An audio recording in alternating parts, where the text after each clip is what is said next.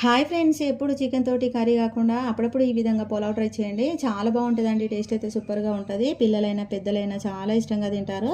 First అయితే ఈ విధంగా ఒక గిన్నె తీసుకొని దాంట్లో కొద్దిగా నూనె, కొద్దిగా నెయ్యిని యాడ్ చేసేసుకొని హోల్ గరం మసాలా, స్పైసెస్, పచ్చిమిరపకాయ ముక్కలు, ఉల్లిపాయ ముక్కలు వేసుకోవాలండి.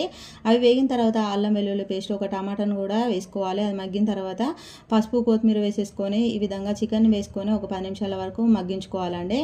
ఇప్పుడు మూత తీసేసి కారము, గరం మసాలా, నెక్స్ట్ బిర్యానీ మసాలా, కొద్దిగా ఉప్పు అంటే దానికి సరిపడేంత వేసేసుకోండి. ఈ క్వాంటిటీ మొత్తం రైస్కి సరిపడేలాగా ఉండాలండి. ఇప్పుడు ఒక నిమ్మకాయ చెక్కని ఈ విధంగా వేడేసుకున్న తర్వాత బియ్యాన్ని వేసుకొని ఒక 2 నిమిషాల తర్వాత 2 గ్లాసుల బియ్యానికి 3 గ్లాసుల వాటర్ని యాడ్ చేసేసుకోండి. ఇప్పుడు మరొకసారి ఉప్పును కూడా చెక్ చేసేసుకొని మధ్య మధ్యలో ఒక 2 సార్లు కలుపుకుంటూ మూత పెట్టి ఉంచుకోవాలి. ఇది మొత్తం మీడియం ఫ్లేమ్లోనే ఉండాలి. లాస్ట్ ఒక 10 మినిట్స్ మాత్రం సిమ్లో ఉంచుకోవాలండి. అంతే అండి, ఎంతో రుచికరమైన చికెన్ పులావ్ రెడీ అయిపోయినట్లే. మా వీడియో కనుక నచ్చితే like, share, subscribe my channel.